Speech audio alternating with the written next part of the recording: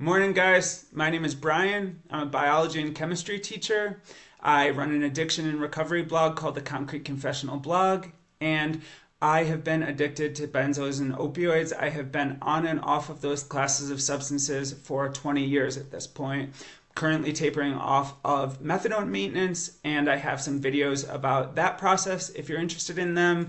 Just to summarize really quickly, it's going pretty well. I'm feeling strangely fine today, and yeah, so this is the first installment in the Psychonaut Darkives series. So I grew up on Erowid, and if you're a millennial or a boomer or even just sort of a precocious zoomer, you probably know Erowid and Blue Light are websites for people who are using drugs, both plant-based and synthetic, both legal and illegal, to discuss their experiences, to discuss harm reduction strategies, and just to learn more about these substances they're putting in their bodies. So I grew up on Erowid. I thought Erowid did a phenomenal job of combining peer-reviewed scientific sources with textbook knowledge with just user reports about the hundreds and thousands of substances that are listed in their chemical directories. So my goal with the Psychonaut Darkives series is to combine the current scientific literature with user reports and to ask questions that are important to answer to sort of get our heads around the policy debate around these substances, about the discussion around how our government should restrict or not restrict these potentially dangerous substances. So yeah, that is the goal of the Psychonaut Darkive series. We'll be doing series of videos on other substances as well, but today we're starting with Kratom. And my goal is we're going to talk about what we think we know about Kratom at the level of individual research studies. I'm going to be specific about how we think we know what we think we know. I'm going to talk about lab techniques that we use to come to the conclusions that we're coming to. And my hope is that in the course of these series of videos on different substances, we will build up a working knowledge. Even for those of you who have no scientific background, we'll build up a working knowledge of different research techniques, different modes of analysis, different ways of setting up experiments, so that by the end, you all will be able to go to the research studies that I'm citing, and we can have this collaborative back and forth where you come back and say, hey, you said this based on this study, but I found a different conclusion from this more recent study, or this study with a bigger number of subjects there, you know? So I very much am coming at this from the teacher's perspective of the best thing in the world would be for you all to raise additional questions and for you all to take some control over the trajectory that each of these deep dives into different substances or sets of substances, in the case of plant-based products, takes. So yeah, that's kind of the overall aim. Now, when it comes to Kratom, the first thing that I do with sort of approaching this kind of project is to delineate a set of research questions. So for Kratom, I jotted down a few, and they included what is the history of the plant and the culture around its use in Southeast Asia and countries like Thailand and Malaysia, where it has been used for hundreds and thousands of years for medical and even spiritual purposes. I asked, how did it spread to the rest of the world, and how did it sort of, the nature of the way that it was used changed in accordance with that spread, or as that spread occurred, rather. I asked, so what's actually in this plant-based product called Kratom that comes from, again, this tree that grows in Southeast Asia? What's in it that causes its effects? Because it's a mixture of dozens of alkaloids, as we're going to talk about today. And depending on where the tree is grown, depending on sort of what strain, for lack of a better word, of the tree you're dealing with, depending on the time of year and a bunch of other factors, the particular melange of alkaloids that you get can be very different. So we also want to know which substances cause its effects, and how does the mixture of alkaloids change, and how does that produce different effects. Finally, continuing on, we want to know for each of those effects, what's the mechanism of action? So we know that two of the primary psychoactive alkaloids in kratom are mitragynine and 7-hydroxymitragynine. We know that those exert their actions through the mu opioid receptor, as well as it's looking like the delta opioid receptor and possibly even the kappa opioid receptor. I don't expect you to know any of those receptor terms. That's why we're here. So if you're freaking out about that, don't. But basically, we know that two of the primary psychoactive substances in this kratom plant preparation they act as opioids, okay? But we also want to know for those dozens of other psychoactive alkaloids, where and how are they acting in the brain and the body? So what's the mechanism that produces all these effects? Well, so we want to know about its toxicity, both in animal and human models, and its addictive potential. Because again, if you are talking about a substance with opioid properties, it is virtually a given that it will have some level of addictive potential. Okay, and then most importantly, probably, how do we know what we think we know? Or how do we think we know what we think we know is maybe a better way to say that, although I'm confusing myself now that I say it out loud. So I want to talk, as I mentioned previously, about specific lab techniques. So when we talk about the toxicity of kratom and the alkaloids contained within it, one of the things that we want to ask about is, could it be carcinogenic? Could the people using kratom daily right now end up with higher rates of certain cancers years and decades down the line? And we use something, for example, called the Ames test, which is a test on certain strains of bacteria to see if a given substance or set of substances is mutagenic, meaning if it changes the base sequence of certain organisms' DNA. And if it does that, we know that if the cellular repair machinery that's supposed to take care of that doesn't kick into effect and reverse the mutation, it could lead to cancer. So I'm going to talk about that, about the Ames test on bacterial mutation reversal. Again, not a problem if you don't know what that is now. We're going to talk about, when we're talking about the anti-nociceptive potential of kratom. So like other opioids, kratom has a powerful effect on, dialing down pain. We're going to talk about how we measure that in animal models. So basically, it's kind of a sick discussion of how researchers torture animals. So we're going to talk about things like the hot plate test. We're going to talk about things like the towel flick test. And these really matter because, as we're going to see, there are so many fascinating things about how kratom works. And as we're going to see, it turns out that different pain-killing effects of kratom are mediated by different receptor systems, it looks like.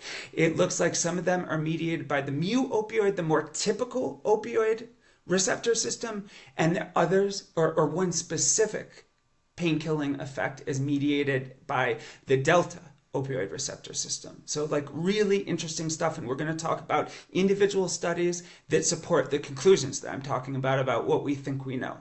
We're also going to talk about how do we measure addictive potential in animal models. So we can't ethically give humans kratom and see how many become addicted, right? So one of the things we do is we use animal models to get a baseline idea of how addictive the substance is. So we're going to talk about things like CPP, which is conditioned place preference, and how that might translate into the potential for addiction in humans, and how there might be problems in applying the findings about addictive potential from animal models to humans.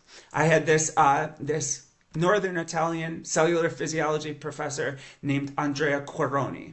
And he had this very, not what you think of when you are thinking of an Italian accent, but he had a beautiful sort of vampiric Northern Italian accent. And if there was a difference between an animal model and a human model, he would always say, I'm terrible at accents, but he was like, we are not, after all, rats. So like, we are not, after all, rats. And we're going to talk about why some of these conclusions about addictive potential and other effects of kratom don't necessarily apply to human models, to us, okay?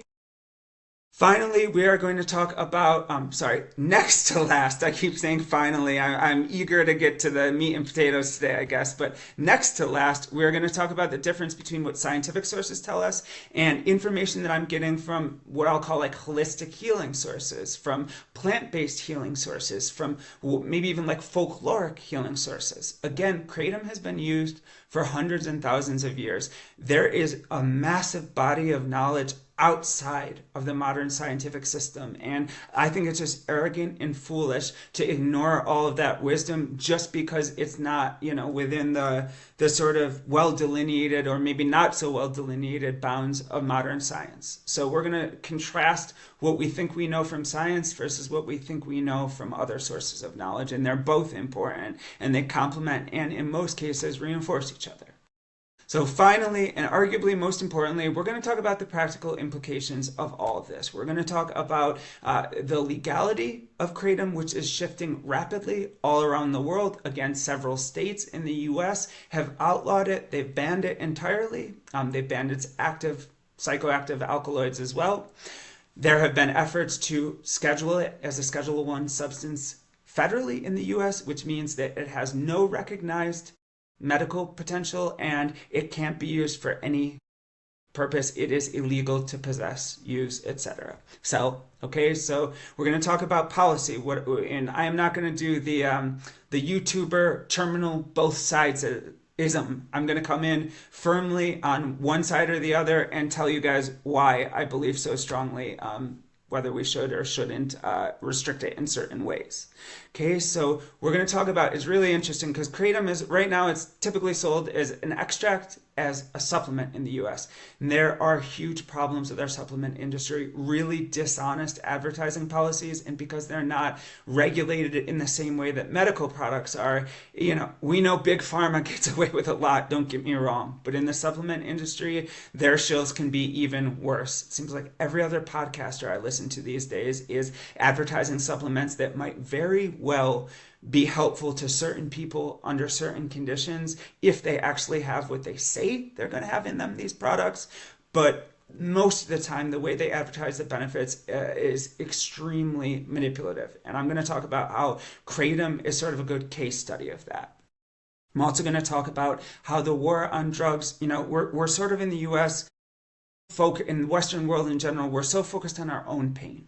Understandably, we've had, since 1999, we have had, maybe even 98, we've had 1 million drug overdoses. So we've had 1 million deaths from drug overdose alone. So incredible number of fatalities. Like, the damage to the social fabric that comes from that is totally ineffable. And on top of that, we now incarcerate more people per capita in the so-called land of the free than any other country, save for perhaps North Korea. So we are so immersed in our own dysfunction and our own pain that we don't see how the US-led war on drugs completely screws over the rest of the world too. So I'm going to talk about how pressure, like basically bullying behavior from our government, has made countries like Thailand and Malaysia that have an ancient rich history of Kratom use essentially ban the cultivation and use of Kratom-based products, and how that has hurt people, especially manual laborers who've traditionally used this substance to get through really tough physical work that takes a toll on your body. So we're going to talk about how sort of Kratom-containing products exemplify a lot of the problems of the war on drugs.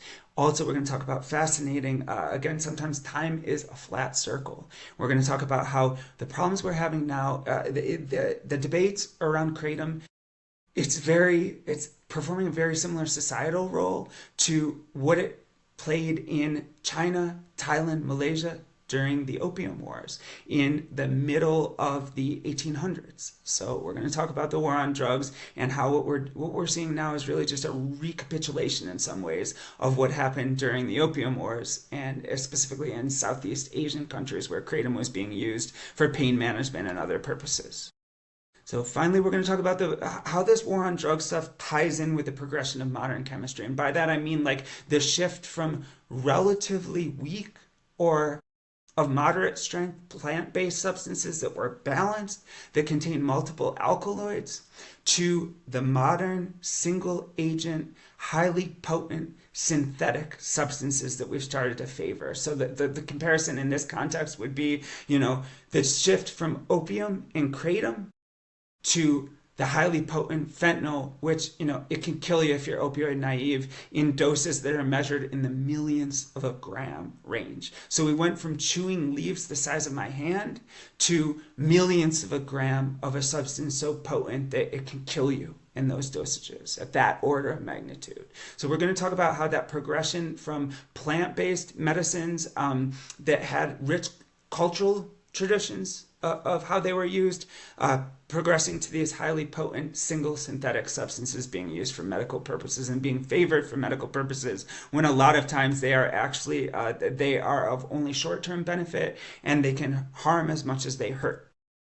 So all right, so in accordance with all those research questions that I just ran through, I'm going to divide this talk up into several sections. First of all, nobody's going to listen to me for 5 hours in a row, no matter how much you guys support me, and I absolutely love you for the level of support that I get. But we're also going to do it so that you guys can ask questions. You guys can look at these sources that I'm mentioning in between segments of this Kratom video series, and you can, in that way, dictate the progression of how these, the progression of how we talk about Kratom. If you have questions, just hit me up in the comments, and I am so glad to change what I have in mind to accommodate you.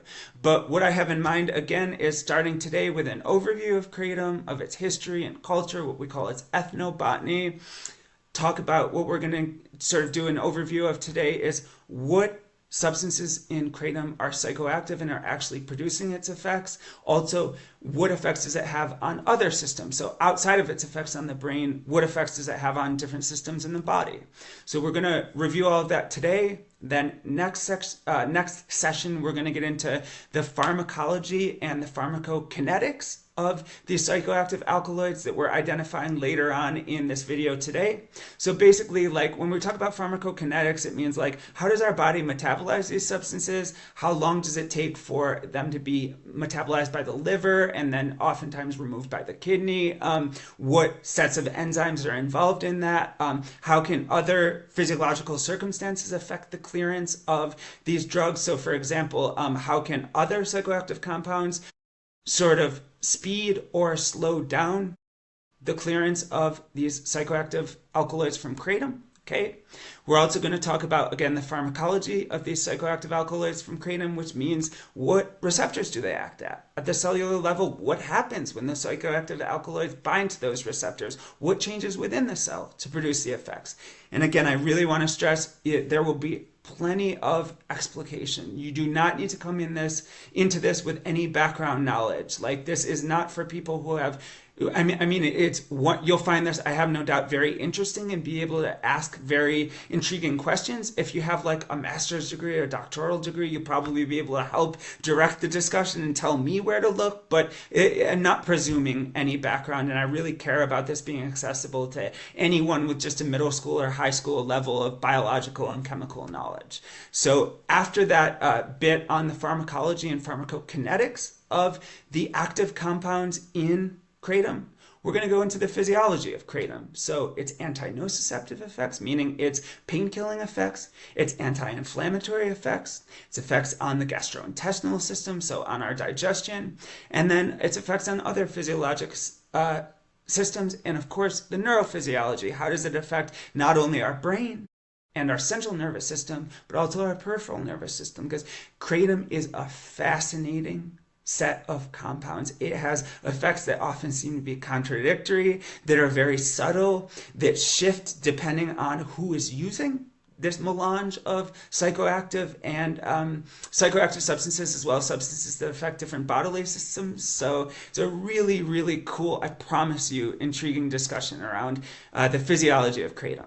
We're also going to talk about the behavioral effects of Kratom in humans. Again, it has opioid effects, which means that there's almost certainly some addictive potential. We're going to look at that in animal models and in human beings. We're also going to talk about the toxicology. So Kratom on its own, when it comes to animal models and when it comes to humans, is pretty non-toxic. We're going to talk about the evidence for that statement, but we're also going to talk about many case studies of either individual humans or groups of humans who were seriously hurt, who had things like liver injury, who had things like psychosis, who had seizures from apparent withdrawal from kratom, possibly in combination with other substances. So we're going to talk about the toxicology and addictive potential of kratom as well. Finally, and arguably most importantly, we're going to talk about kratom's legal status, which again is shifting very rapidly, and we're going to talk about should we ban it, and if we shouldn't ban it outright, should we restrict it? So, for example, minors can't go into a gas station and buy Feel Free, which again is a product that was originally marketed, I think, as an alcohol replacement, which contains kratom, as well as kava, which is another plant-based product that has sort of a calming and anxiolytic effect. So yeah, depending on where, how long each of those segments takes, we will have 4 or 5 videos at the end of this, and maybe I'll do a final video answering questions if you guys want additional clarification that comes up along the way.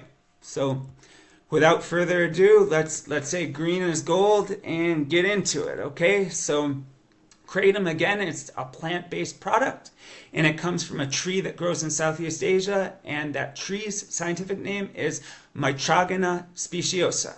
So it's part of the Rubiaceae family, which is a coffee family. Okay, again, it grows indigenously. It's native to Thailand, Malaysia, to Papua New Guinea, to Cambodia, and it grows in tropical and subtropical regions of Asia and Africa, so needs a lot of sunlight and a decent amount of water to thrive. It's also known as biak or ketum in Malaysia, and kratom, kakuam, kratan, ethong, or thong in Thailand. Now, in terms of when we became aware of it in the Western scientific tradition, there was a Dutch colonial botanist who was prolific, whose name was Peter Willem Corthels, okay? And he coined the species name while he was studying Mitragyna speciosa from 1831 to 1836. Now, again, I'm a drug geek, and I love finding out for these Linnaean binary nomenclature names for different species, where they come from. A lot of times the species name will just be after whoever found it, discovered it, or a person that the person who discovered it wanted to honor. But in this case, it's something cooler. So there are 2 potential explanations that I came across. The first is that, again, it's Mitragyna speciosa. And the first is that mitra part of the genus designation comes from the appearance of the flowers, which is compared to the way that a bishop's mitre, that hat that bishops in the Roman Catholic Church wear, that looks almost like, to me it looks like an arrowhead without the rest of the arrow. It's got like, I don't know, kind of like that shape if you can see. So one hypothesis is that the mitra part of the species name comes from mitra, which again is the formal name for a bishop's hat. But another potential derivation of the name that I think is even cooler is that it comes from a reference to the Mithraic cults. So those were a Roman mystery religion which was centered around the god Mithras. Mithras was the god of justice. In some traditions, he has been considered a sun god, the god of sort of compromise and negotiation. Now, this Mithraic cult that was part of Roman religion grew out of Persian Zoroastrianism. So specifically from the Persian worship of a deity called Yazata, I think is how you say it. There's a really cool bird-based symbol for the Zoroastrian worship of Yazata that I'll make sure that I include in the video file for this talk. So those are 2 potential sources of the name, just kind of fun facts. Now, should the zombie apocalypse hit and we suddenly, all of us on methadone and buprenorphine suddenly need to find some naturally growing opioids, these are the characteristics of the Mitragyna speciosa tree. So these trees are typically like 4 to 9 meters tall with the width of up to 5 meters, but they can get a lot bigger than that if they're growing individually, and naturally they can actually grow up to 15 to 30 meters tall. These are big guys. So they have these deep yellow flowers that are found in globular clusters on long stalks. which I'll show you a picture of in just a moment here. And they have large leaves, so they're 18 centimeters by 10 centimeters on average, or I should say up to 18 by 10 centimeters. That is about 7 inches long by 4 inches wide. So I have huge hands, and a typical leaf adult leaf is like this size. Okay, so pretty big, dark green, glossy leaves. Talked about these deep yellow flowers, and these flowers give rise to fruit that have seed capsules within them, and these seeds, so these seed capsules dry out, and they disperse hundreds or even thousands of these little seeds, which have wings on them. So these seeds are smaller even than the diameter of a penny, and they have little wings on them to help with dispersal. The wind will catch those wings and carry them further away, so that they're, of course, not competing with the parent plant for resources. So I just want to show you guys some pictures. So in the top left here, we've got the leaves. Now the leaves and the very small stems are what are actually consumed, what the alkaloids are extracted from, and that kind of thing. Now in the upper right here, you can see there is what will become a flower, which is also the part of the plant that has the fruiting body in it and the seeds in it. So it gets into this bright yellow color. It doesn't look so bright here. It looks like it might still be developing, and I'll show you in the next slide a better example of what the flower looks like. But you can see, again, it's sort of like a globular cluster flower at the end of a stalk. You can see it's separated by those leaves by a stalk. And then in C and D, you can see some plants that are, some Mitragyna speciosa plants that are being cultivated. So you can see in long rows, and in that kind of setup, notice, by the way, in terms of the irrigation, they are literally sitting in water. They're in standing water. So again, you need the tropical or subtropical environment to be able to cultivate these. And when they're grown right next to each other like this, they tend not to reach those enormous sizes that I mentioned as the upper range of how big these things can get. So again, some more examples. On the left here, you can see the flower body that grows at the end of the stalk that I keep mentioning, which also it's the same part of the plant that has the flower in it. The flower gives rise to the fruit. You can also see that sort of within that structure are the seed capsules. You can see on the right there what happens as this part of the plant dries out. You can see, again, compared to a penny, how small these seed capsules are, and again, maybe they have dozens or hundreds or even thousands of these tiny seeds in them. So you can see a penny there for size comparison, and you can also see these singular blade structures that help the seeds to catch the wind and to be carried away. So the overall setup, I'm sure a botanist will tell me this is a very inexact comparison, but if you are in the US, this reminds me a little bit of dandelions and how they dry out and their own seeds are carried away on the wind, although they're just sort of these little bits of fluff, the dandelion seeds. Here we have, again, actual blade structures, actual wings on the seeds to help them get carried away. All right, so again, it is the leaves and the small stems that are prepared and consumed in different forms. So the dried leaves can be chewed fresh. You can actually, you don't have to dry them. They can also be smoked or made into extracts. Okay, so there are several different extract types, and this is really important because these extraction processes give rise to different mixes of alkaloids, and that gives rise to different properties. So when you're looking at studies about kratom, the moral of the story is know which extract is being used, because if you don't, you're going to have apparent contradictions between the conclusions drawn by different studies because they are using different extraction methods. So there is an extraction with methanol and with ethanol, so two different types of alcohol. Methanol is the wood alcohol that we hopefully don't drink because it can make you go blind. Ethanol is the ethyl alcohol that we consume to get drunk. There are also aqueous extracts, so just water extracts of the alkaloids. Okay, so they're all possible. They all lead to kratom-based extracts that can be taken with psychoactive effects and effects on other systems of the body. And they're all used in different studies. Certain studies will contrast the effects of, say, methanolic and ethanolic or aqueous extracts. Some studies will just pick one type of extract and use that to compare to the control throughout whatever experiments are being run. So again, the fresh leaves can be chewed alone. You typically want to remove the veins because they can be very almost like stick or twig-like, too much on the intestines. They can also be, the fresh leaves can be mixed with betel nuts. So that's another plant product that has some stimulant effects, but also some narcotic and anxiolytic effects. So basically the combination complements the effects of the kratom leaves very well.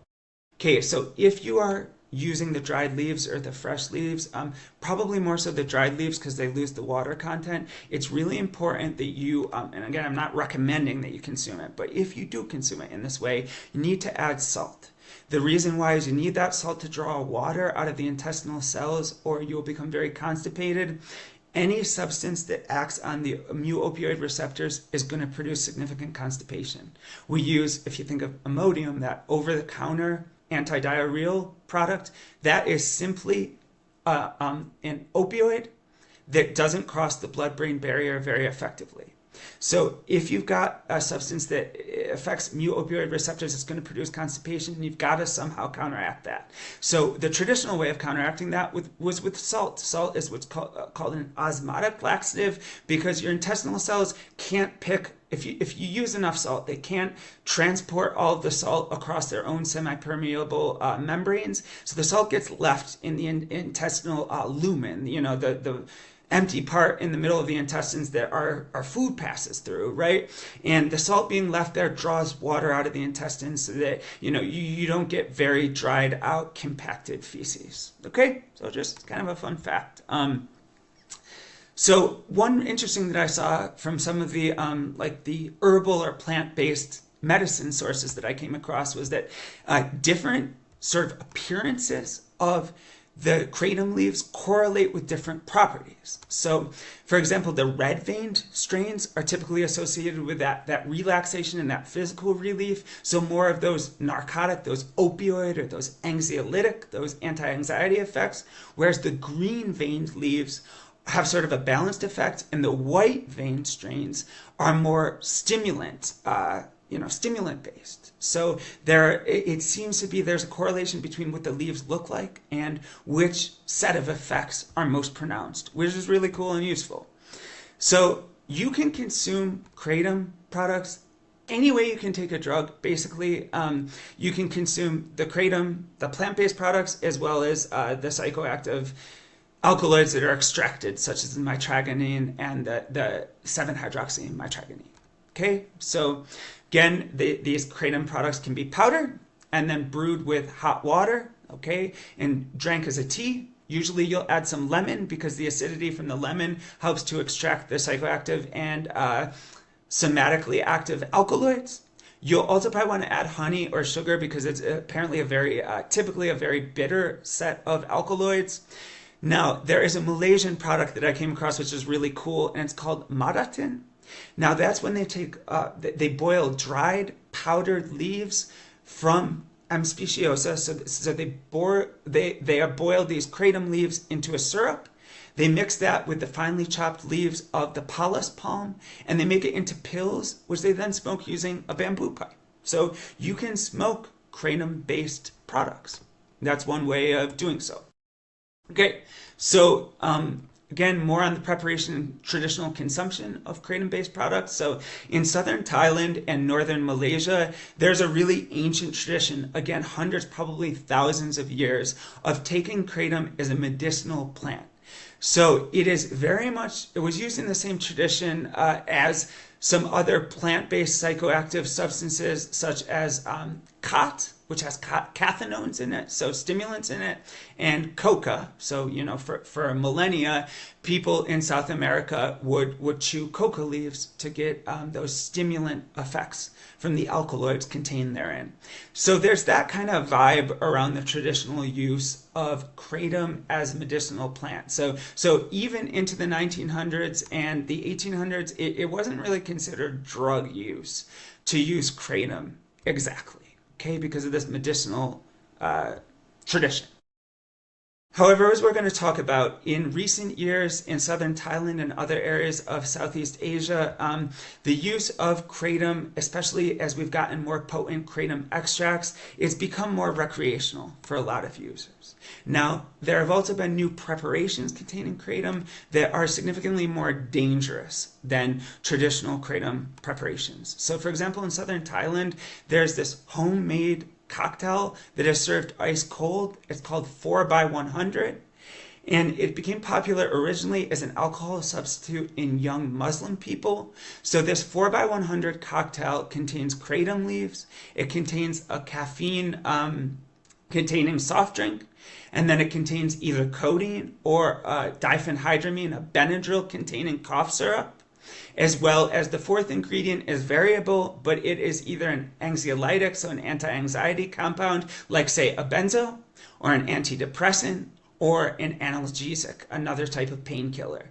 So again, this 4x100 drink it's led to fatalities. It's significantly more potent than the kratom products on their own, and it reminds me of a Thai version of, if you know, like Drank or Lean. It's the same kind of thing all the way down to the caffeine-containing soft drink.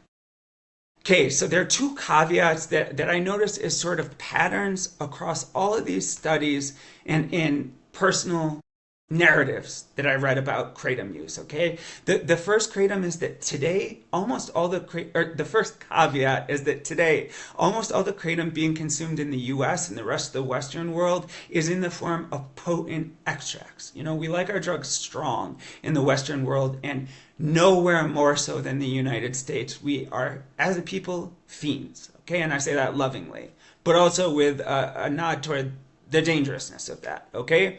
So this means that the mixture of alkaloids that we're taking, the strength of the effects of those alkaloids and the addictive potential are all substantially increased, maybe even exponentially or multiplicatively at least increased relative to the types of kratom products that were being used by traditional users in Southeast Asia. Okay, so the long-term effects of on the mind and body of these more potent extracts, or in sort of some cases, the use of mitragynine and 7-hydroxymitragynine, those two alkaloids that are active on the opioid receptors, people have used those in isolation, and they're going to create different and more potent acute and long-term effects. So that's one thing that should be noted right at the beginning, okay? So a lot of this knowledge that we think we have about kratom, it applies to the traditional uses and the traditional formulations rather than the most commonly used preparations today. The second caveat is that kratom as a substance, you know, all substances are going to have some long-term effects that don't show up in the short term, right? If you take them chronically, you're going to get some effects in the long term that you don't see in the short term. However, with kratom, this is much more so true than of almost any other substance I can think of. There are long-term effects that don't really resemble any of the short-term effects that are pretty significant. So that's another thing to keep in mind when you're listening to me talk about the psychoactive alkaloids and the somatically, the substances that are active on the body that are contained in kratom today. Okay, so now I'm going to talk a little bit more about the traditional. Sorry guys, I got cut off a little bit there, but what I said was now I'm going to talk a little bit more about the traditional medical use of kratom. So in Malaysia and Thailand, the leaves were traditionally used to treat muscle pain and to reduce coughing and diarrhea. Those three effects, so treating pain, treating diarrhea, slowing transit through the gastrointestinal system, and reducing coughing, those are the stereotypical uses of opioid products all over the world. Okay, so morphine, or not just morphine, but before morphine, opium was, which contains morphine, was used for exactly those indications. Okay, now it was also used to treat intestinal infections. Again, what I assume that means is that if you had bad diarrhea, you would take kratom products to slow down transit through the GI system. I should have said this earlier, but the GI system has more mu opioid receptor more mu-opioid receptors in it than the rest of the body, including the brain, can bind. So, when you're taking any substance active at the mu-opioid receptor, it's going to slow down transit of materials through your digestive system. Okay, the digestive system, fun fact, it also has more serotonin than every area of your brain combined. So there's a lot going on there. It's got its own enteric nervous system, and we'll see that as a theme in the Psychonaut Darkives deep delves into different substances as we continue on in the series. So, okay, and then there's also, as is often the case, these kratom leaves were used as, again, similar to khat, similar to coca, similar to opium. They were used to increase tolerance for physical labor, especially physical labor in the hot, hot sun. So really interestingly, and as again is more often than not the case, there's a spiritual component. So these original medical uses of kratom products for various ailments, various symptoms, they went hand in hand because the original healers were tied in with the spiritual beliefs in whatever culture they were practicing within. They went hand in hand with different religious or spiritual beliefs. So if you've ever been to Thailand, I think if you guys watched my videos before, you know that I lived in mainland China, in Shenzhen and Beijing for several years. I've also been to Thailand and Japan, and all over Thailand, not just in Bangkok, but all over the country. They are very superstitious people, the Thai, and there are shrines to gods and spirits and demigods everywhere. What I find very interesting is that when I was in Bangkok, a Thai native was coaching me on how to give an offering at a certain temple to a certain spirit that we were, I don't think it was a god, I think it was a spirit that we were stopping by to propitiate, so we had a good trip. She said, if you're asking for anything specific, don't pay up front. She basically said, give a little offering in the beginning, but wait till you get what you've been promised, and then come back and give the big offering. And if you don't do that, really bad things can happen to you. But I think the Thai are there are people who love to bargain, just like the Chinese. There's that, in general in Asia, there's that love of bargaining. And even with their gods, they're not giving the sacrifice, or they're not giving the offering all up front. But getting off on a tangent there, as is typical with Brian. And anyway, kratom was used in Thai culture, Thai religion and spirituality. It was used in ancestor worship and as a gift when communicating with different gods and spirits. So kind of cool. Okay, so again, the earliest kratom use that we know of dates back in Malaysia and Thailand to like the 1830s. So that was when that Dutch botanist that I mentioned was originally saying, what is this thing that they're taking, and what are we going to call the tree that the leaves used to make this product come from? Again, he christened that tree Mitragyna speciosa. But the reason that this substance kind of came on the radar of Westerners who were in Malaysia and Thailand during the middle third of the 1800s, we'll say, is that it was being used as a substitute for opium. So Britain was sort of, in many ways, at the height of its colonial powers at this time. I read something I think was ridiculous. Something like 20% of the inhabitable land on planet Earth was under the auspices of the British Crown at the height of its power, again, in the 1800s. So at this stage, Britain was really pushing the cultivation of opium, mainly I think in India, and then they were trafficking it and getting people, indigenous people in Thailand and Malaysia and China profoundly addicted. It was a really sick thing that they did, and there were wars over this. When China started to fight back, and I think it was it the Qing dynasty at the time, started to fight the British, literally in military conflicts to try to get them to stop poisoning the Chinese people by getting them addicted to opium. It created a disruption in the chain by which opium came to Thailand and Malaysia, and was sold to the people there, and they were using it for, as a painkiller. They were using it again as a way to get through hard days of physical labor. And so when the supply was disrupted, it was a huge deal. And so one of the things that people in Malaysia and Thailand discovered very quickly was that, okay, that there are similar effects, okay? So there's cross-tolerance, meaning if you're a kratom user, you have tolerance to opium, some tolerance to begin with. And if you're an opium user and you're in withdrawal, you can take kratom to get some significant relief from the withdrawal syndrome that you're in. So that was when kratom started being noted in the Western historical records, was when the Opium Wars, the First and Second Opium Wars between Britain and China, started shutting down the sort of distribution chain for opium, and the indigenous people in Thailand and Malaysia had to rely on kratom as a substitute. Okay, so that continued into the present day. I mean, recently there were treatment programs for opioid addiction in Thailand that used kratom in lieu of morphine to wean addicts off of opioids and opiates. So it was used as a detoxification and as an early maintenance agent. Okay, so it was useful as a step-down agent because kratom has weaker effects with a shorter duration than those of morphine, okay? And also, of course, it grows naturally there. So you don't have to cultivate the poppy, process the poppy to get the morphine and all of that. You can just take the leaves from these pretty prolific trees and use it to get a substance that will help you wean off of an opium dependence, okay? As I'm gonna talk about later on, there's debate over whether the mitragynine and 7-hydroxymitragynine that are found in kratom are full agonists at the mu-opioid receptor or partial agonists at the mu-opioid receptor. Doesn't matter at all if you know what those terms mean at this point. If you don't, you might want to consider watching my video about mu-opioid receptor dynamics.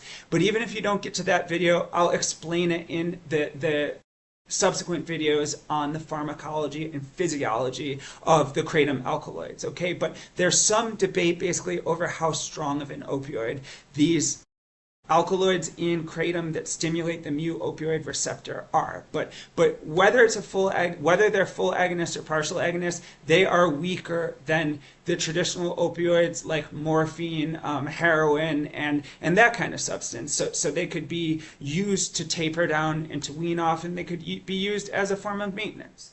Now, the use of these substances has changed over time. Okay, so these kratom concoctions are now used in a very different way by a lot of people, even in Thailand and Malaysia, even in these areas where these preparations have been used for a long time. It's shifting. So I want to talk about that in more detail in a minute here.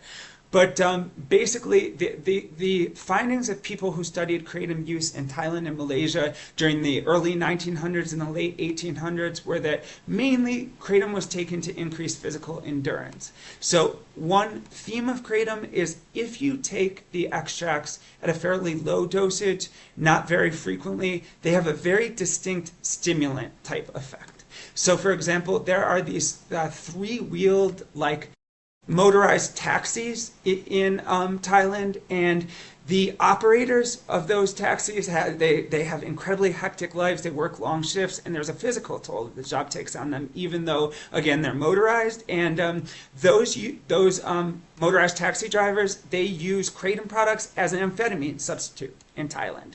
So again, if you use these kratom-based products in small doses and infrequently, you tend to get the stimulant effects. If you use them chronically and in larger doses, you tend to get more of the narcotic opioid receptor-based effects.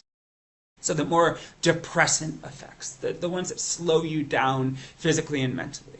Now, kratom was also been used, again, since the 1800s, is used as a substitute for more expensive opiates and opioids, including opium and morphine. It literally grows on trees. I was thinking about this, and it's kind of like when you're young and your parents tell you, money doesn't grow on trees, but wouldn't that be so awesome if it did? And growing up, I'm like a monk. I never cared about material things. I literally only cared about money insofar as it could be used to purchase drugs to use. Sadly, that's pretty much the truth of my life all the way through my 20s until I found my fiance and had to start thinking about our material future, shall we say.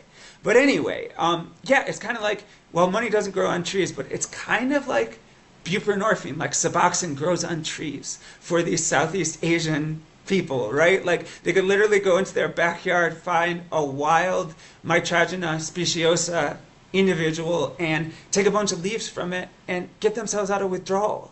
So in some ways, the war on drugs and just the modern restriction of the availability of psychoactive substances, because, for example, in the US, before the Harrison Narcotic Tax Act in 1914 or 1918, I think it was, there was no restriction on these things. You could go down to your corner store and you could get preparations of opium, of morphine, of heroin, of cocaine, of cannabis. And we take it for granted that all these substances are, these potentially addictive psychoactive substances are so heavily regulated today. But in some ways, most ways, I think the war on drugs is so freaking unnatural. Like these Southeast Asian peoples literally had the solution to the problem that British colonialism created in their backyard. And as you can see, you know, through US pressure on these governments, we'll talk about later on in Thailand and Malaysia, they can't do it anymore. They ban the cultivation and use of these kratom products and the M. speciosa trees that they come from. So like it's head spinning that what we take as natural now is so profoundly unnatural. Like we are literally restricting ourselves from natural solutions to our addictive problems that grow in our backyards. So is the theme there, which we'll talk about later. But okay, so yeah, again, in kratom has spread worldwide.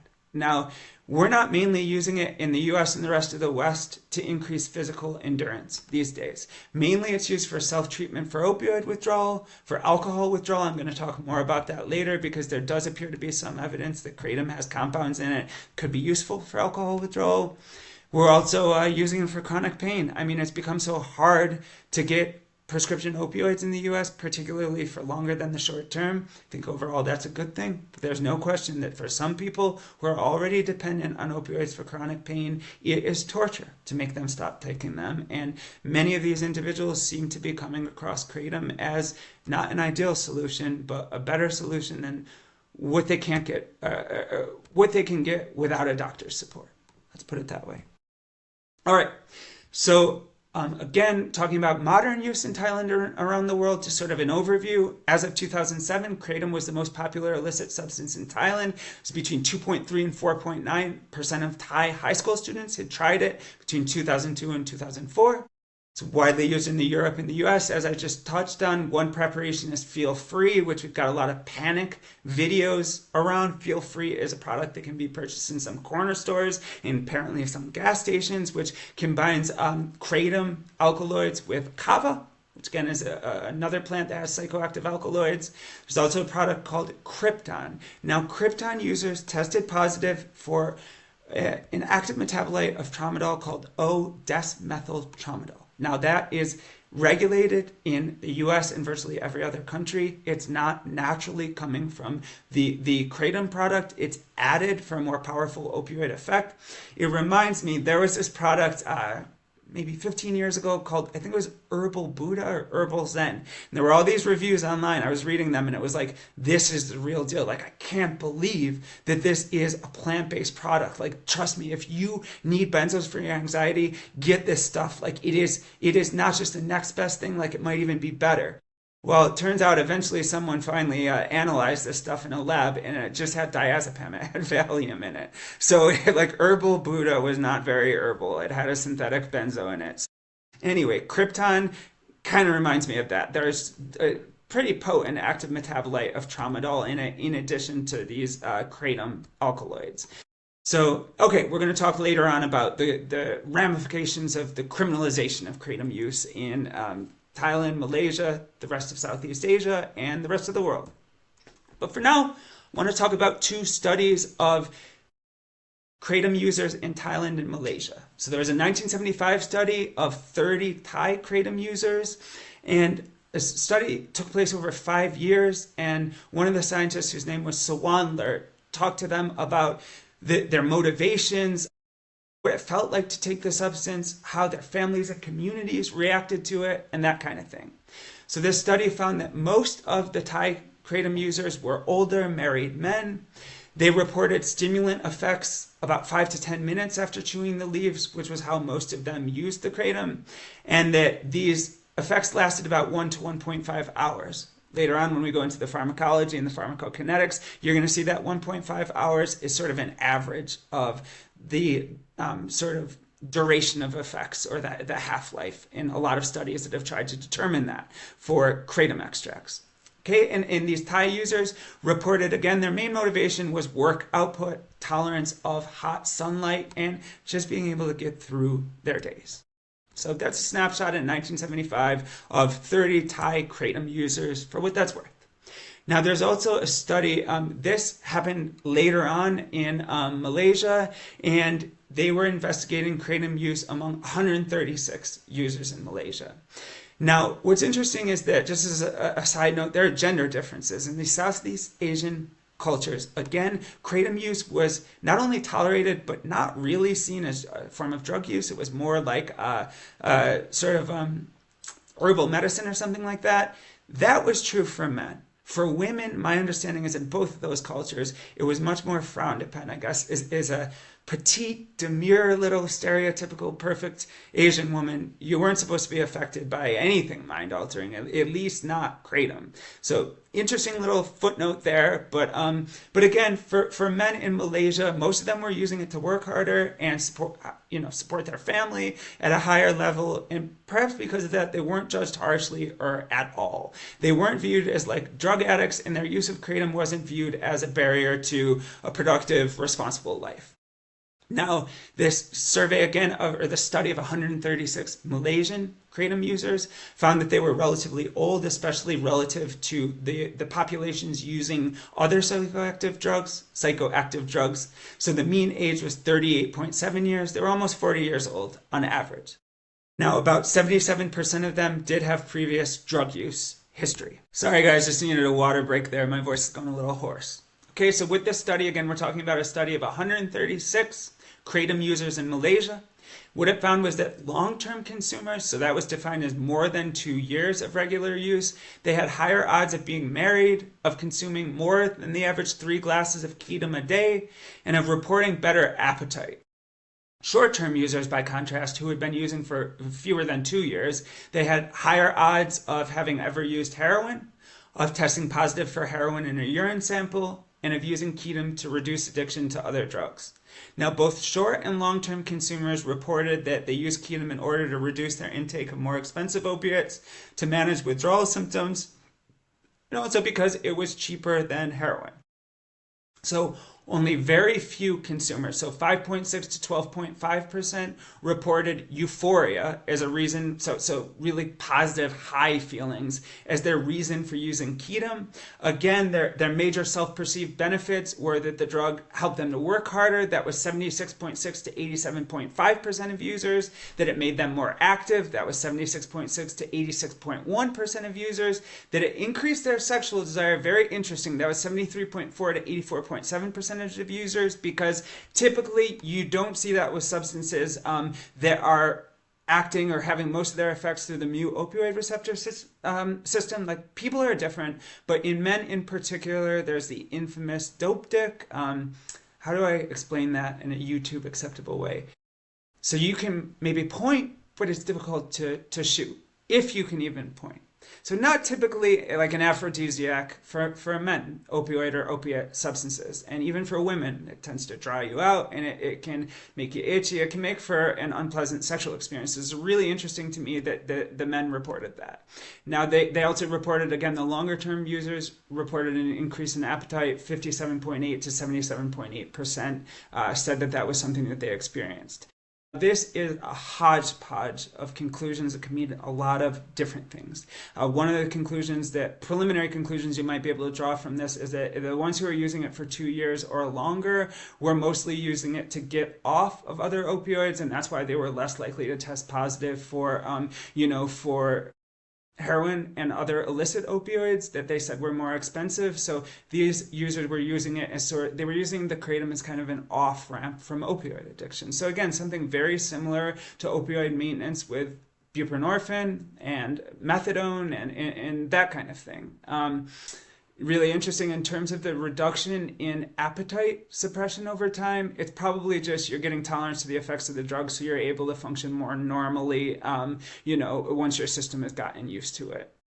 Okay, so that is just two snapshots of studies that examined use of kratom in Thailand and Malaysia. I should have mentioned, by the way, guys, that latter study of the 136 Malaysian kratom users was from 2010 and the years immediately before that. Well, the reason I'm bringing those studies up is that basically by 1975 to the 2000s, the pattern of kratom use had shifted into the it's a sort of modern pattern where a lot of people are using it effectively as a form of maintenance, even in Southeast Asia, where this had been consumed in a way that was more focused on work productivity for hundreds or even thousands of years. All right, so I'm going to talk a little bit now, just a quick overview of what it feels like to take kratom, or what kind of effects the body and mind experience when you take kratom. And again, remember, this is highly variable because the melange, the unique mix of alkaloids that you're getting is different depending on, where the plant is grown, what strain of the M. speciosa tree you're talking about, what time of year the leaves were harvested at, about how the leaves were dried, about whether this is just a dried leaf product that you're making a tea out of. If so, if you use lemon. If not, if you're using an extract, if it's methanolic or ethanolic or aqueous. So there's a lot of variability here. And the effects, the chief effects are analgesic. So kratom really decreases pain perception. And as I'm going to talk about later on, there's evidence that comes not just from the mu opioid receptor stimulation, but from other mechanisms as well, including there's evidence that reduction of pain from high temperatures might actually come, at least in mice, from the delta opioid receptor stimulation. So some really cool stuff to talk about the intricacies later on with that. But okay, so kratom is an analgesic. It's a pain reducer. It seems to be an antipyretic. It's a fever reducer. Seems to be, we know it is an antidiarrheal. Again, if you are acting on the mu opioid receptor, unless you have some other alkaloid balancing that out in a powerful way, you are going to slow passage of everything through your intestinal system, and it's going to stop diarrhea when things are moving through too fast. It's euphoric, as we just discussed, although again, traditionally the euphoria wasn't the main motivator for use in Southeast Asian populations. It also has antidepressant effects. Again, when we talk about the physiology, the neurophysiology of these kratom alkaloids, there's something really interesting in how it has effects on the descending, so meaning going from the brain, sort of like higher levels of the brain downward, noradrenergic and serotonergic neurons. So basically, talk about that later, but two neurotransmitters, serotonin and norepinephrine, that are really important to our mood and our feelings of well-being, are influenced by these alkaloids in kratom. So we're going to talk about those effects and why it might be effective in some people as an antidepressant. Also anxiolytic effects, so again, anti-anxiety effects. Now, in terms of the effects on the body, there are individual studies with huge asterisks, caveats, and qualifications that show that kratom products may work as immune boosters, they might lower blood pressure, and they might have antiviral, anti-diabetes, and appetite suppressing effects. Although again, it seems that the appetite suppressing effects go down with time. Now, if you buy a kratom extract, you're going to see every single one of those effects listed as like, okay, this is what it does for you. Why would you not take something that decreases pain? Why would you not take something that makes sure you don't have diarrhea, that makes sure you don't have a fever, that boosts your immune system, that lowers your blood pressure? And the answer is, first of all, we don't have solid evidence that most of those effects are the case in humans all of the time. But first of all, for every action, there's an equal and opposite reaction. That principle from physics, from Newton's laws of motion, it doesn't always apply to biology, because biology, life is an emergent property. Biology, in our bodies, we have all kinds of buffer systems to sort of like balance and diffuse sudden changes in our balance, our homeostasis. So you don't always get an equal and opposite reaction, but nothing is for free. And if you get, say, your blood pressure suppressed for a long time, you suddenly stop whatever is lowering your blood pressure, well, you're almost certainly going to have a spike in blood pressure. You might have some kind of cardiac or other vascular event, you know? So it can be really dangerous if you don't taper off properly. But in addition to that, most people probably aren't needing or getting most of these effects. And again, I will talk about that when we talk about the pharmacology and physiology in more detail in subsequent videos. So some of the side effects include anorexia, so loss of appetite, dry mouth, very typical for opioids, diuresis, meaning increased urine production, not typical for most opioids. Very interesting evidence that some of the other alkaloids are having an effect, or that, the alkaloids mitragynine and 7-hydroxymitragynine are acting by non-opioid mechanisms as well. Okay, so anorexia, dry mouth, diuresis, and constipation after long-term use at high doses. Now, there is a recognized withdrawal syndrome that happens after you've taken kratom at decent dosages for, maybe a few weeks to a few months, and I have had friends go through this. So it's the typical opioid effects: aching of muscles and bones, you get jerky movement of your limbs, it's hard to eat, you get insomnia, you might feel like hostile and aggressive. So it's, from what I've heard, and I should probably say I've actually never taken kratom. Maybe I'll take it when my methadone taper is almost over, not to get high, but just once to feel it as sort of a landing pad when I'm finishing my methadone taper. Maybe I'll take it and report back to you guys. But anyway, yeah, there's a withdrawal syndrome, and what I have heard about the symptoms is that they are on par with, they're not as bad as a powerful partial agonist like buprenorphine, also known as Suboxone, and a bunch of other trade names. They're more on the line of like a codeine habit or a low-dose hydrocodone habit. Now, not everyone says that. Some people say that this was every bit as addictive as heroin. Possibly some people say that it's comparable in severity even to fentanyl withdrawal. So if you take enough of it, it seems that the withdrawal syndrome can get very serious depending on your own physiology and, your own tolerance for symptoms and your own background with opioids. So I don't ever discount people who say that their withdrawal symptoms are really bad, even from something that seems to be relatively mild. I don't think they're babies. I don't think they don't know opioids. Everybody is different, and we need to be really careful, because it seems, in particular, I'll talk about this more in the next section, but it seems that 7-hydroxymitragynine heavy kratom formulations act as pretty potent opioids that can induce really bad withdrawal if you take them for too long. I have a friend who is very, very experienced with opioids who said it affected him basically like short-term heroin, short-acting heroin, meaning withdrawal wasn't as bad as it was from fentanyl, but it was every bit as bad as it was from heroin after he had been using a 7-hydroxymitragynine heavy formulation of kratom extract for months. All right. So, okay, we talked about the withdrawal symptoms. One interesting side effect is that it darkens your skin, especially I've heard around your lips. I'm going to try to find a picture of this, but I didn't have success when I first searched for a picture of skin darkening. And this isn't, it doesn't have to do with exposure to sunlight. It's thought that mitragynine in particular is responsible for this effect by inducing release of a substance called melanocyte stimulating substance. So MSS is a substance that encourages the cells in your body that make the pigment that colors your skin, which is called melanin, to make more of that pigment. So you go outside on a sunny day, you're maybe a pasty white guy like me, you get stimulation of melanocyte stimulating substance release, and then your melanocytes, the cells that produce that pigment, produce more, you get a tan. Hopefully, if you don't just like scorch, right? So it looks like mitragynine is, it's at least partially responsible for the darkening of skin, especially I've heard the lips can get particularly dark if you're a long-term kratom user.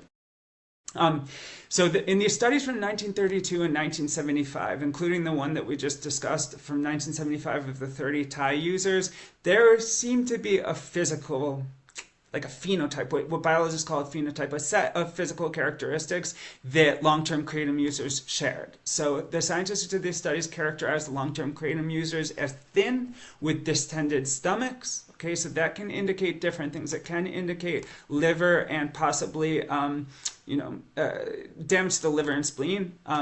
They had unhealthy complexions, including dark lips and dry skin.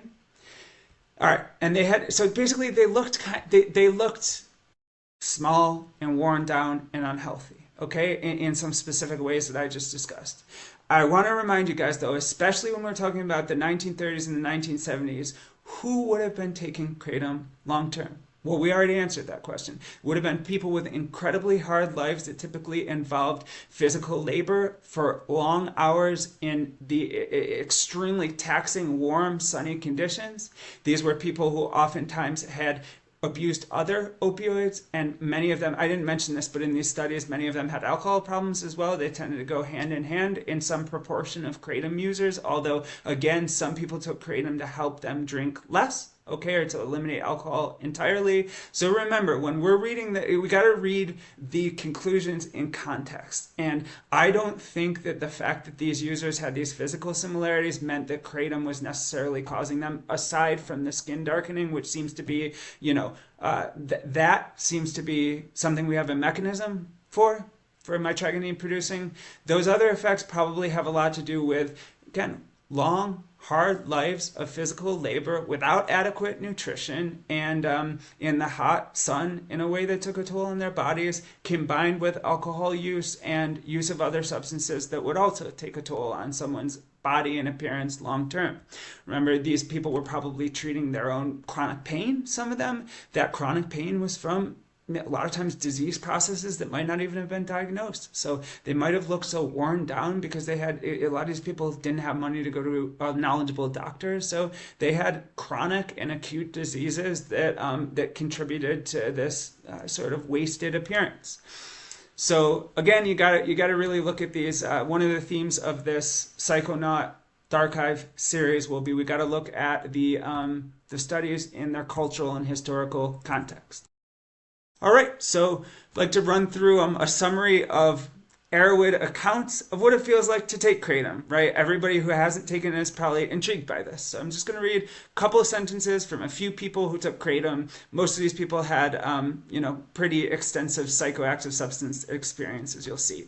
So the first one says, about 20 minutes after ingesting the kratom, I began to feel a nice, pleasant euphoria identical to that of an opiate.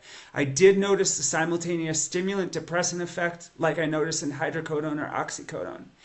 If you know, you know, with those thebaine alkaloids, I know exactly what this person is talking about, that energetic effect, as well as the typical opioid depressant effects. So the next person says, I start to feel this intense warmth come over my entire body. Feels like a combination of my first MDMA high with a nice Oxycontin-like twist, along with the social aspect of cocaine. These are so descriptive, like it blows my mind how good people are and how nuanced people are in describing their internal experiences. So the next one says, I felt my insides become soft and pliable like the onset of most trippy drugs. Then I felt relaxed, sedated, and free of my normal back and thumb pain in my right hand, which I thought would never be possible. I also felt a nice fuzzy feeling all over, which I get from smoking pot sometimes. The next one, I began floating in and out of waking dreams, the nod, whatever you want to call it, where you're not really asleep, but you still see dreamlets and dream fragments floating before your eyes. This goes on for quite some time. That person is a poet. All right, the next one says, I lost track of time at this point as I was completely lost in the music and my own thoughts. I wasn't really feeling euphoria or a high like when using marijuana. I did feel very stoned though, and I guess I would refer to my state as being high because of my total relaxation and contentment. When I'm at the peak, I feel a very pleasant body buzz, kind of like being wrapped around a warm, soft blanket all day long. On the come down, I feel relaxed but scatterbrained and my concentration takes a hit, and I can easily enter waking dreams where I'm not sleeping but dreaming while being unaware of either state of consciousness, which often causes me to jolt awake and open my eyes. So some of these, if you know or have experienced how opioids affect you, some of these are very typical opiate experiences. Some of these effects are very different, more stimulant-like or more psychedelic-like. So again, it's a pattern. Kratom is a complex, it's not a single substance, it's a complex mixture of alkaloids that interacts greatly with with individual genetics and physiology. And also what I'm going to talk about in the next talk extensively is there is very good reason to think that there's so much variation in how people react to kratom, not just because of variations in the mixtures of alkaloids in the kratom products themselves, but also because kratom is interacting with other psychoactive substances that the people are on, whether they're antidepressants or benzos or other addictive illegal drugs. There's a lot of evidence that kratom has sophisticated, complicated interactions with a lot of commonly used psychoactive substances, again, prescription and otherwise. It also has an effect on one set of liver enzymes that can influence the metabolism of other prescription and non-prescription psychoactive substances. So yeah, that's kind of an introduction to what it feels like to take this stuff. So very quickly, just 1 minute here. So as our final topic here today, I'm going to quickly overview the psychoactive alkaloids that are present in kratom. And again, the next section of this kratom series will go into this in more depth. But at least 25 Mitragyna speciosa alkaloids have been isolated and characterized.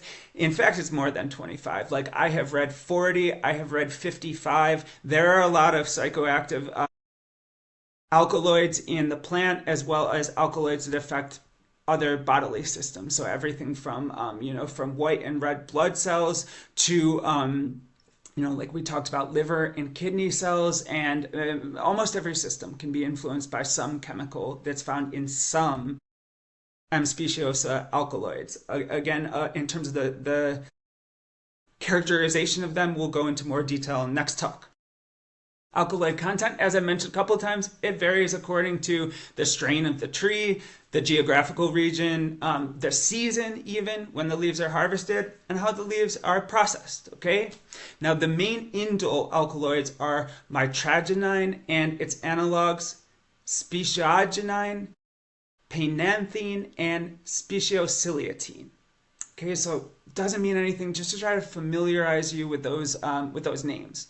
Now, there's a minor alkaloid, which I've talked about before, that even though it's not, by weight and volume, it's not present very, in great quantity or again, weight in these kratom extracts, but the mitragynine related compound 7-hydroxymitragynine, which is, just a derivation of the mitragynine, that seems to have a much stronger opioid effect, particularly mu opioid effect. So I'm going to talk more about that next time, but that seems to have sort of an oversized impact on the opioid effect. So what you see is that the potency of the typical narcotic effects of a kratom extract tends to correlate really well with the 7-hydroxy, or this, as we call it, the 7-HMG content of that extract. Okay. So we talked about, again, mitragynine and 7-hydroxymitragynine. Okay, so we also talked about how there are different extracts, including the methanolic, ethanolic, and aqueous extracts, all of which have different balances of the aforementioned alkaloids. There are also extracts that are taken after microbial transformation of the leaves. So there are certain bacteria that metabolize chemicals in the leaves, which can turn them into more active or less active forms. So there have been studies on that because, in traditional preparations, again, these leaves might sit out for a while as they're drying. And because of that, some of these compounds might be transformed. So I'll talk a little bit about that probably in the next talk. Okay, in terms of weight and volume, mitragynine is the most abundant alkaloid. It's about 66% of your typical alkaloid extract mixture. Now, again, it's been hypothesized due to the relatively weak mu opioid receptor stimulation caused by mitragynine that 7-hydroxymitragynine, which might accumulate with longer term and higher dosage use, that becomes the most important alkaloid, and that's why when you go from low dose occasional use to higher dose chronic use, you get more and more and more of the traditional mu opioid receptor mediated effects. So 7-HMG is going to play a huge role in the discussion that comes next. Then the chemical structure of mitragynine, interestingly, it has some similarities to the psychoactive chemical, or one of them in magic mushrooms, psilocybin, and it's also related to other alkaloids from other plants with psychoactive properties, including yohimbine. I think it's yohimbine or yohimbine. Okay, so I'm going to show you this chart, and I'm not going to read through the whole thing, which would be obnoxious even by my very questionable standards in terms of how excited I am to talk about chemicals. But okay, so it says in this chart here, it has the alkaloid, it has the percentage of the alkaloid mixture that it typically makes up, and then its effects. So again, you'll see in the right-hand column, the far right-hand column, you'll see the studies that these effects were established in case you want to look those up. So you'll see again, mitragynine has the typical opioid effects. So analgesic, meaning pain-killing, antitussive, meaning reduces cough, antidiarrheal, self-explanatory. But it also has adrenergic and anti-malarial effects. Again, kratom is fascinating, like really broad, diverse spectrum of effects shown in these different studies. And we don't know how many of them are like for sure and how many of them are just sort of incidental, caused by factors we don't really understand in individual studies. But yeah, it's fascinating to look at this chart. So Painanthine is a smooth muscle relaxer, as is speciogenine. I'll show you the structures of those compounds next time. They're all, those first three alkaloids are all sort of variations on the same structural theme. Again, we talk about 7-hydroxymitragynine as another one with a very typical, stronger mu-opioid actions. Okay, then there's speciociliatine, which is a weak opioid agonist. Okay, so we've also got mitraphyline, which is a vasodilator, so it relaxes and dilates blood vessels, which makes it an antihypertensive, meaning it lowers the pressure because they're relaxed. It's also a muscle relaxer, it seems to be. It's a diuretic, so it makes you produce more urine, and also an anti-amnesic. This is fascinating. It clarifies your memory, which is interesting because when we look at the studies of the effects of kratom extracts on memory and learning, it seems that there can be some negative effects in animals and potentially human models, depending on dosage and what effect you're talking about. But with this specific substance, with mitraphyline, it seems to enhance memory. Okay, it's also an immunostimulant, so it strengthens your ability to fight off diseases, and it's an anti-leukemic. So if you've got a certain white blood cell cancer, it might actually help fight that cancer. So again, I'm not going to read through all of the remaining alkaloids. We'll talk about some of them in more detail later on, but you might want to just take a couple minutes to review this. You'll also see that there are alkaloids with anti-inflammatory properties, anti-arrhythmic properties, meaning they can restore a normal heart rhythm depending on what's throwing it off. We talked about antipyretic, meaning fever-reducing properties, antihelminthic, meaning that they act against worm infections. Like, it's wild how many of these alkaloids have really different effects. And again, I'm not saying that taking a kratom extract would have all of these effects in every person. That's extraordinarily unlikely. It's likely that some of these effects aren't really produced by the kratom extracts at all, and they're sort of artifacts of experiments that were affected by outside variables that we didn't know about, that confounded the causal relationships that the experiments were meant to be studying. So anyway, it's just something to take a look at. You'll also see that there are some of these have sedative properties, that they have, again, anxiety-reducing properties. Some of them are calcium channel blockers. That might mean that they have a generalized slowing effect on the nervous system, depending on how exactly they work. Could be something like the mechanism for gabapentin, which slows calcium ion channel conduction, and therefore has a generalized calming and slowing effect on the brain and the rest of the central nervous system. So, it's absolutely fascinating stuff. So I have talked for a really long time, and even I am getting a little bit, I think that this is a good place to stop for today. I think that this is a pretty decent overview. I am interested to hear what you guys think about this initial information. I'm interested to hear what you want to focus on in the coming talks. And just in general, if you are if you will be tuning in to listen to these Psychonaut Darkives videos, because these are going to take a lot of time to prepare. I've already, like I said, read literally dozens of studies to sort of do my research on this stuff, and it's something that I love doing. But if it's not something that a lot of people are going to be interested in, I'm not sure if I will continue it with other substances. But no matter what, I will see the Kratom series through. It's not something where I expect a lot of views at the beginning. It's something that's going to be relevant maybe increasingly in the coming months and years, so it'll build up over time, I think. But yeah, if you're in for the ride, let me know. Hit me up in the comments. Tell me what you think and what else you want more information about. And if you made it this far, thank you so much. We are developing this awesome core community of maybe, 1,000 or 1,500 viewers, whatever you want to call us, like community members who are really into it, who are watching almost all of my content, who are commenting, who are interacting with each other. And that is more than I ever could have hoped for only 3 months into creating video content. So genuinely, thank you guys so much, and hope you have a wonderful day. I will see you all next time.